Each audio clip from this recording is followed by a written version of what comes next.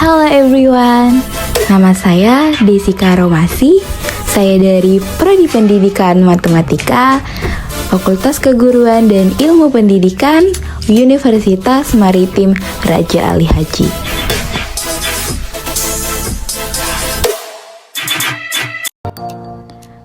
Di sini ada pun kompetensi yang terdiri dari 4 poin dan sumber daya yang terdiri dari 31 mahasiswa.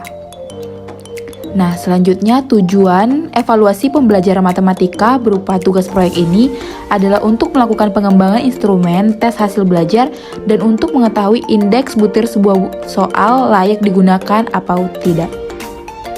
Tahapan pengembangan instrumen terdiri dari 8. Yang pertama, ada menetapkan tujuan tes.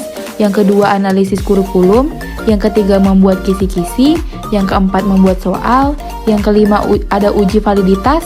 Yang keenam, uji reliabilitas. Yang ketujuh, uji tingkat kesukaran.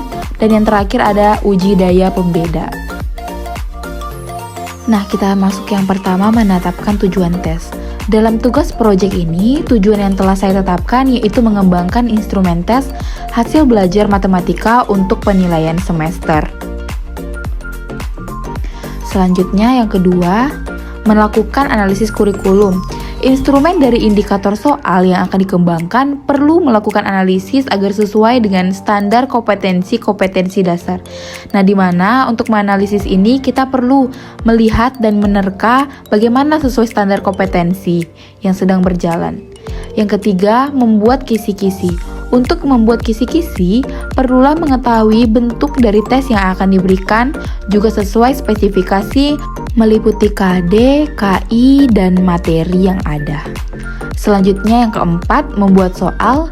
Soal yang dibuat untuk proyek pengembangan instrumen tes terdiri dari 20 soal pilihan ganda dan 5 soal esai.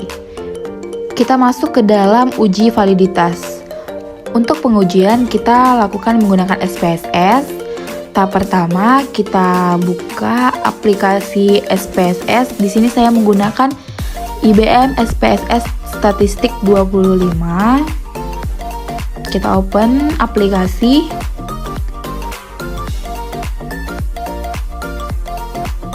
Lalu akan muncul tampilan seperti ini.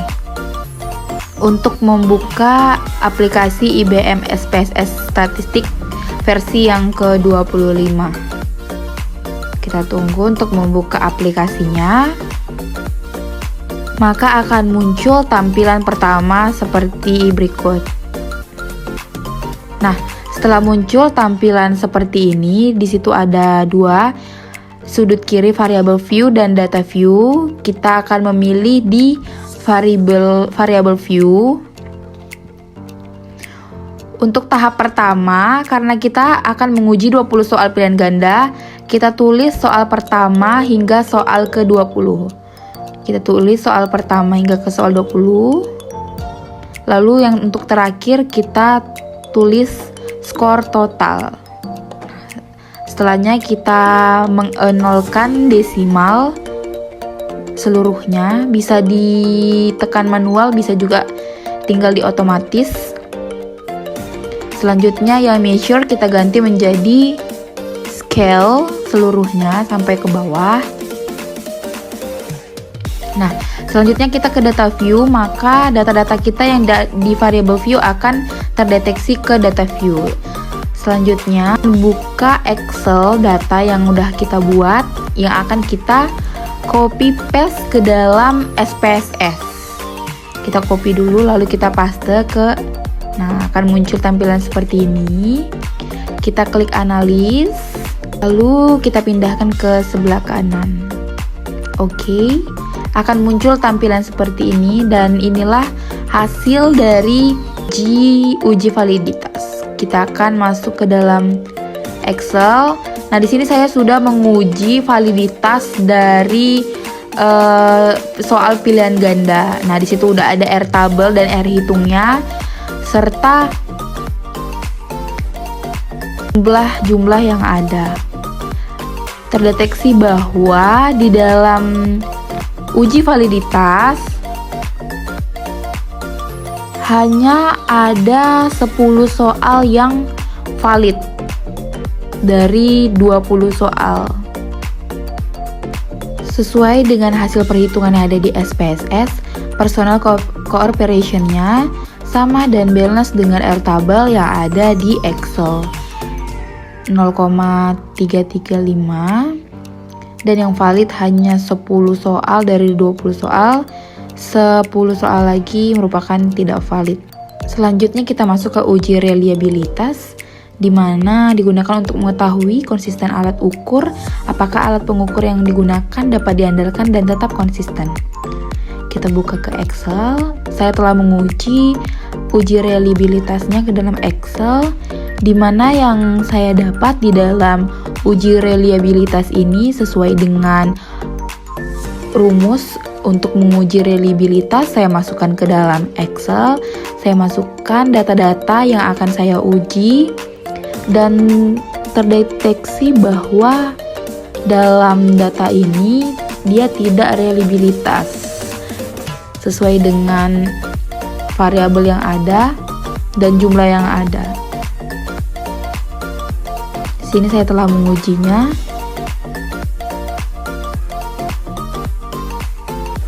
Ini untuk slide yang ke samping lagi. Di sana terdapat PQ, elemen dari PQ, ada variabel skor, serta status reliable-nya. Kita bisa lihat sama-sama di dalam tabel ini.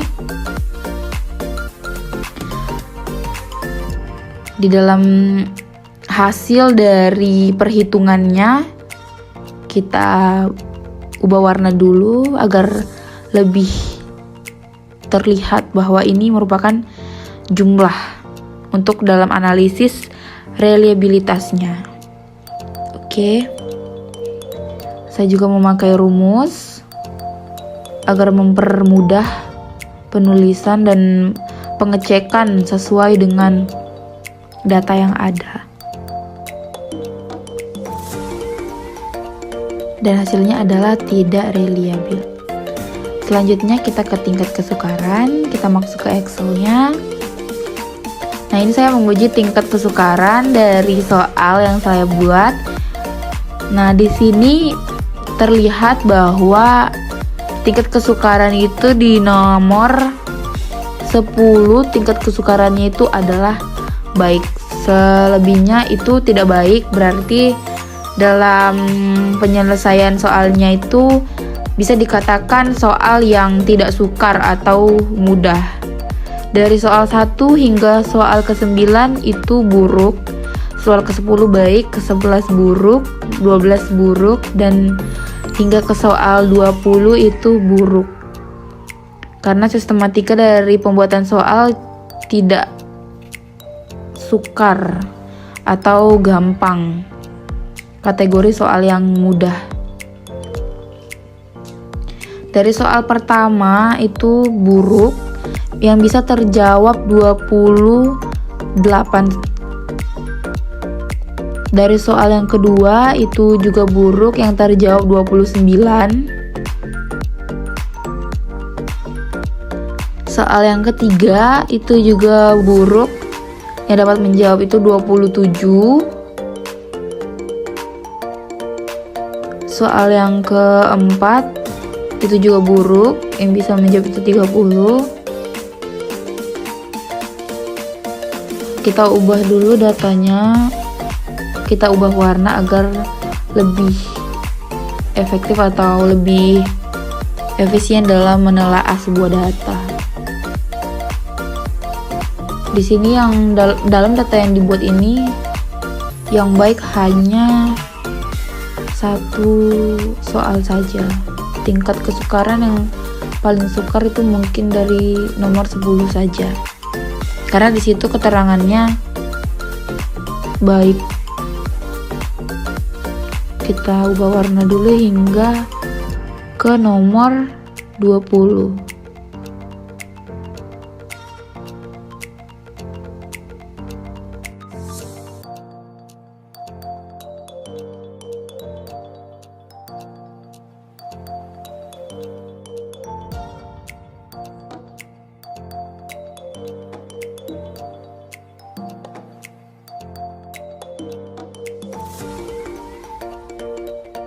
Maka selesai, kita dapat memperoleh data. Selanjutnya ada daya pembeda. Kita buka Excel-nya. Lalu di situ terlihat jelas saya membagi dua kelompok, yaitu kelompok atas dan kelompok bawah untuk menentukan lebih mudah untuk menentukan daya beda dari kelompok atas dan kelompok bawah. Nah, saya menentukan daya bedanya terlihat dalam Excel. Di dalam daya bedanya ini saya hanya mendapat pembedanya itu yang baik hanya 7 dan selebihnya itu tidak baik dari daya pembeda antara dari kelompok kelompok atas dan kelompok bawah. Di situ juga saya membuat data-datanya serta jumlah. Saya menganalisis juga daya bedanya menggunakan rumus yang ada. Saya masukkan ke dalam Excel dan akan terhubung secara otomatis. Hanya terdapat 8 soal yang daya bedanya itu baik, selebihnya itu tidak baik.